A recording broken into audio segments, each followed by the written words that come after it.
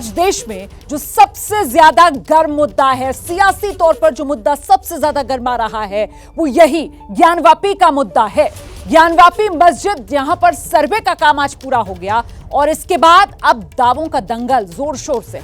दावा यह किया जा रहा है कि ज्ञानवापी परिसर में जो तालाब है, इस तरीके से ये ज्ञानवापी परिसर और उसके बीचों बीच ये तालाब, जो कि फिलहाल वजूखाने के तौर पर मस्जिद में इस्तेमाल किया जाता है, इसी तालाब में दावा किया जा रहा है कि शिवलिंग मिल गया है। हिंदू पक्ष की तरफ से दावा किया जा रहा है और इस दावे के बाद ये जो तालाब वाला इलाका है, इसके चारों तरफ यहां पर सुरक्षा अब बढ़ा दी गई है कोर्ट के आदेश अनुसार, ताकि जो दावा हिंदू पक्ष कर रहा है कि साक्ष्य मिल गया है, उससे किसी तरीके की कोई छेड़छाड़ हो ना सके। एबीपी न्यूज पर तालाब की एक्सक्लूसिव तस्वीरें मैं आपको दिखाने जा रही हूं। ये तस्वीरें जरा गौर से देखिए। दरअसल ये मस्जिद का एंट्री गेट है, इस वक्त जो आप टेलीविजन स्क्रीन पर देख रहे हैं।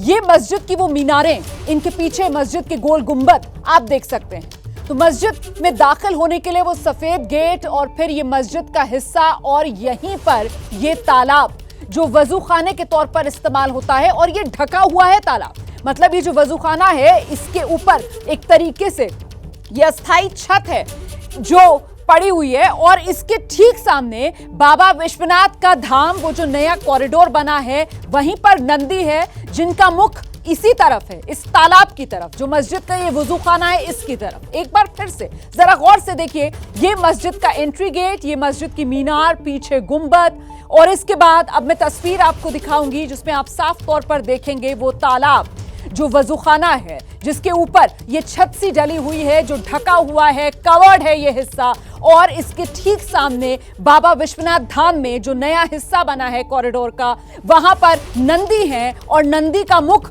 इसी तालाब की तरफ है।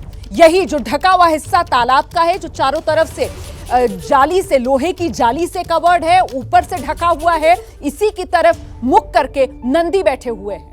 तो ये वो कुल मिलाकर बड़े साक्ष्य हैं जिसका दावा हिंदू पक्ष की तरफ से किया जा रहा है, और इन्हीं साक्ष्यों के आधार पर हिंदू पक्ष कह रहा है कि बाबा मिल गए। हालांकि मुस्लिम पक्ष की तरफ से सीधे सीधे हिंदू पक्ष के इन दावों को खारिज किया जा रहा है।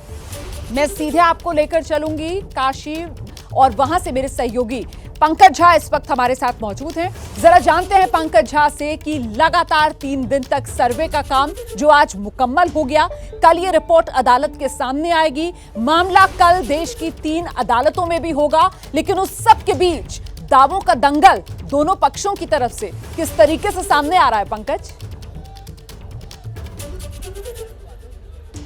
शुक्रिया रोमाना। और मैं हूं बनारस में वाराणसी के 80 घाट पर, और जो आप कह रहे हैं कि 3 दिनों तक लगातार सर्वे के बाद अब वो जो है कल रिपोर्ट पेश होगा। सुप्रीम कोर्ट में भी मामला है, हाई कोर्ट में भी और लोअर कोर्ट में। ये गंगा मैया यहाँ पर वाराणसी में 80 घाट पर, और हमारे साथ वाराणसी की जनता भी है, कुछ प्रबुद्ध लोग भी हैं, बीजेपी के प्रतिनिधि भी हैं, काशी विश्वनाथ ट्रस्ट के भी लोग हैं। उससे पहले जिस तरीके से आज जो कुछ हुआ उसको लेकर राजनीति गरमाई हुई है। असदुद्दीन ओवैसी ने इस पर कहा है कि हाईकोर्ट के स्टे के बावजूद में ये हुआ और कयामत तक मस्जिद बनी रहेगी। उधर यूपी के डिप्टी सीएम केशव प्रसाद मौर्य कह रहे हैं कि सत्य की जीत होती है, और किस तरीके से आज के दिन भगवान प्रकट हुए हैं वो ये बात कह रहे हैं। गिरिराज सिंह कह रहे हैं असदुद्दीन ओवैसी को लेकर कि तुष्टीकरण नहीं चलेगी बल्कि संविधान चलेगा, और मामला कल होगा यहाँ लोअर कोर्ट में। और सुप्रीम कोर्ट में उसी पिटीशन जो खारिज हो गई थी इलाहाबाद हाई कोर्ट में, उसी के खिलाफ में फिर सुप्रीम कोर्ट भी गए हुए हैं मामला।